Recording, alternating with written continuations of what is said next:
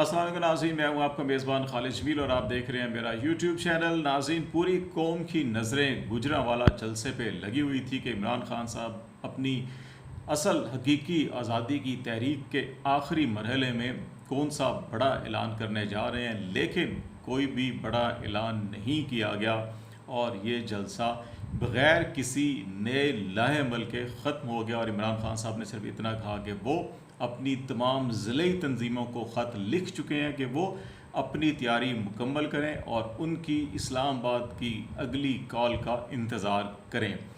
ये तीसरी बार ऐसा हो रहा है कि जब इमरान खान साहब ने एक ख़त्मी डेडलाइन देने के बाद फिर अपना ऐलान मुअख्खर किया है।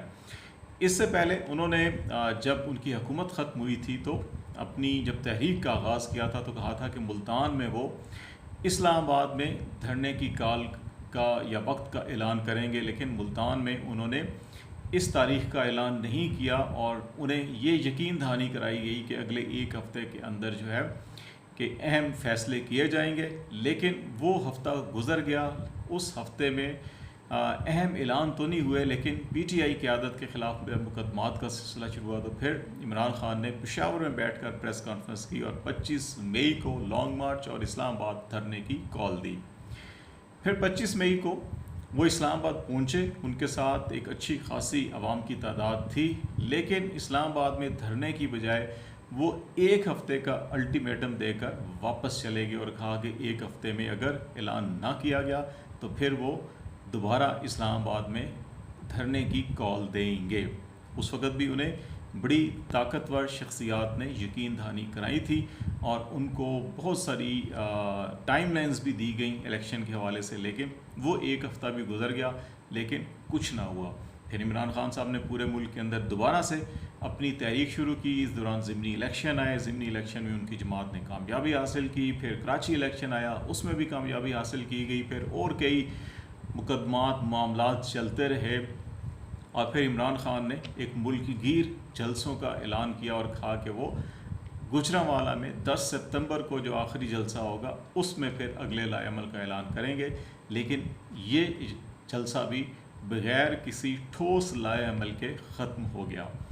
3-4 बड़े अहम सवालात हैं जिनमें हम कोशिश करेंगे कि इस गुफ्तगू में उनके जवाब तलाश किए जाएंगे। नंबर 1 कि ऐसी कौन सी वजूहात हैं या ऐसी कौन सी तिफ़ल तसलियाँ हैं या यकीन दहानियाँ हैं जिनकी बुनियाद पे इमरान खान साहब बार बार इस्लामाबाद धरने की कॉल को मुअख्खर कर रहे हैं। नंबर 1। नंबर 2, अब इस मौके पे ये फ़ाइनल राउंड कहा जा रहा था कि मौसम भी बेहतर है, हालात भी साजगार हैं, इस वक्त जो माशी हालात हैं और जो महंगाई के मामलात हैं, आवाम भी उससे बेतहाशा तंग है। तो ऐसे में इनकी कॉल और इसमें अवाम की शिरकत और इस्लामाबाद में उनका तवील क़याम जो है कि वो कोई मुश्किल काम नहीं होगा।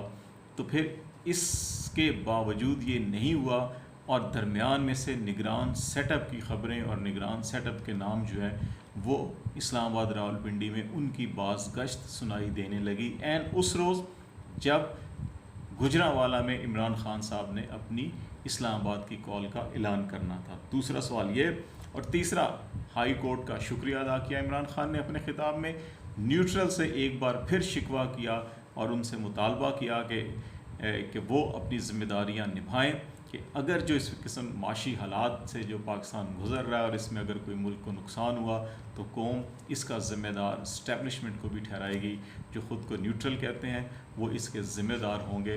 बहुत बड़ी बात की इमरान खान साहब ने और बराह रास्त ये इल्ज़ाम आयद किया या उनकी तरफ उंगली उठाई कि वो जो न्यूट्रल बनकर खेल रहे हैं उससे मुल्क की मईशत को और मुल्क की सलामती को नुकसान का अंदेशा बढ़ता जा रहा है। इन हालात में इमरान खान साहब ने कि जब तौहीन अदालत का केस भी इस्लामाबाद हाई कोर्ट के अंदर ज़ेर समाअत है और उनको 2 हफ़्तों की जो है वो एक किस्म की मोहलत ही समझ लीजिए कि दी गई, जिसमें ये कहा गया कि 22 सितंबर को फर्द जुर्म आयद की जाएगी। अब वो 22 सितंबर तक अपने बयानात में, अपनी प्रेस कॉन्फ्रेंस में, अपने जलसे जुलूस में जो बयानियाँ इख्तियार कर रहे हैं उसमें ये इस्टेब्लिश कर रहे हैं कि उनका कंडक्ट अदलिया के बारे में वो नहीं जो कंसीव किया गया, जो समझा गया, जिसके नतीजे में उनको नोटिस दिया गया। उन्होंने अतर मिनल्लाह की तारीफ़ की और कहा कि अतर मिनल्लाह ने बड़े अच्छे फ़ैसले किए, इस्लामाबाद हाई कोर्ट ने बड़े अच्छे फ़ैसले किए हैं अभी भी और उनके दौरे हुकूमत में भी, और वो उनकी तारीफ़ करते हैं। तो ये वो सिग्नल्स दिए जा रहे हैं कि आप वो उसको थ्रेट मत समझिए, उसको वो मामला मत समझें जिस तरह से मुखालफिन उठा रहे हैं। उन्होंने शहबाज गिल की वो गुफ्तगू भी इस जलसे में नशर की जिसके रिएक्शन में उनको वो बात करना पड़ी। तो ये सिग्नल्स कोर्ट को दिए जा रहे हैं कि वो अपनी जो उनकी डिसीजन है या माइंड मेकिंग है उसके ऊपर नज़रसानी करें। दो सवाल बड़े अहम हैं कि ख़ान साहब को बार बार कौन यकीन दहानियाँ करा रहे हैं, और ऐन ऐसे वक्त पे कि जब ख़ान साहब ने ये अनाउंस करना था कि अगली इस्लामाबाद की कॉल क्या हो सकती है।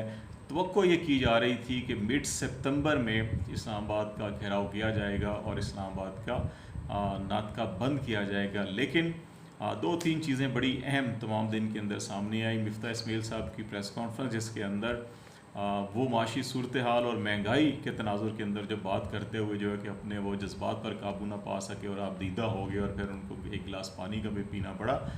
ये हुकूमत की बेबसी और इस वक्त जो माशी हालात हैं उसके ऊपर कंट्रोल ना करने की जो सकत है उसकी अक्कासी कर रहा है कि जिस मुल्क का वज़ीर ख़जाना इस हालत पे पहुंच चुका हो कि वो बहुत कुछ समझते हुए भी कुछ ना कर पा रहा हो, IMF के सामने इतने बेबस हो चुके हों, ऐसी सूरत हाल में बहुत बड़ा सवालिया निशान है कि ये हुकूमत कितना अरसा तक जो है कि ख़ुद को आगे लेके चल सकेंगे, ख़ुद को चला सकेंगे, अपने कदमों पे खड़े हो सकेंगे, मीशत को संभाल सकेंगे। ये बहुत बड़ा सवालिया निशान है गवर्नेंस चलाने वालों के लिए भी और इनको सपोर्ट करने वालों के लिए भी, नंबर वन।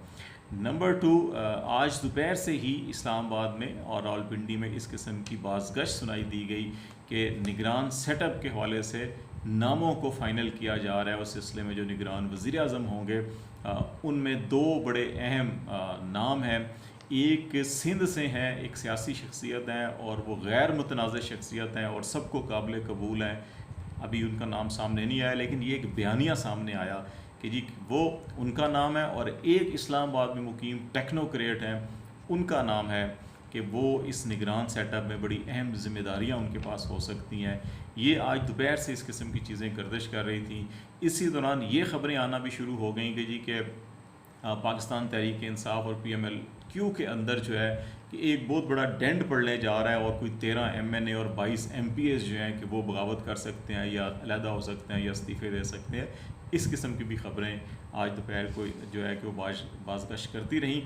ऐसे हालात में कि जब इमरान ख़ान ये करने जा रहे थे, हमारी इतलात के मुताबिक इमरान ख़ान साहब को एक बार फिर इस किस्म का कोई पैगाम दिया गया है कि वो इस्लामाबाद में चढ़ाई करने की बजाय वो अगर इनको वक्त दें, जैसे कि अपनी वो स्ट्रेटजी के मुताबिक इनको वक्त दे रहे हैं और ये खुद उस गहरी दलदल के अंदर माशी तनज़्ज़ुली की दलदल और सियासी दलदल के अंदर फंसते जा रहे हैं, तो ये ख़ुद मजबूर हो जाएंगे कि इनको और कोई चाराकार नहीं होगा इलेक्शन के अनाउंसमेंट का। अगर आप इस्लामाबाद पर चढ़ाई करेंगे, आपके सामने एक बार फिर FC रेंजर्स या फ़ौज को खड़ा किया जा सकता है और फिर एक तसादुम करने की कोशिश की जा सकती है। तो इससे अगर गुरेज़ किया जाए तो बेहतर है।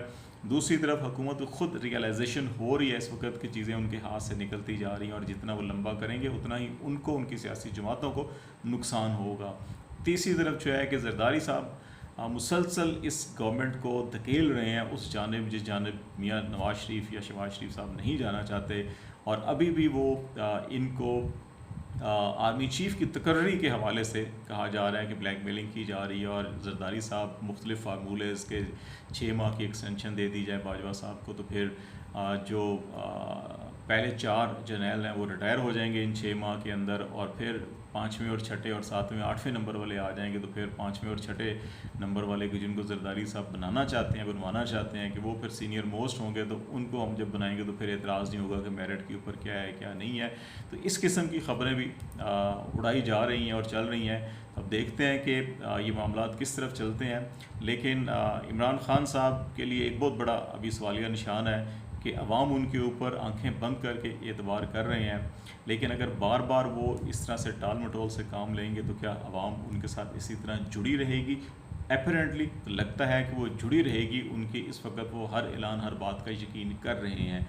लेकिन देखना ये होगा कि जो उनसे वादे कर रहे हैं, जो उनको यकीन दहानियाँ करा रहे हैं, इससे पहले भी वो 2-3 दफ़ा जो यकीन दहानियाँ कराई गई उन पे अमल नहीं हुआ, और अगर इस बार भी उनके साथ अमल नहीं होता और फिर वही होता है जो पहले हुआ, तो फिर वो अगला जब लाए अमल ऐलान करेंगे तो क्या उस वक्त कहीं देर तो नहीं हो चुकी होगी।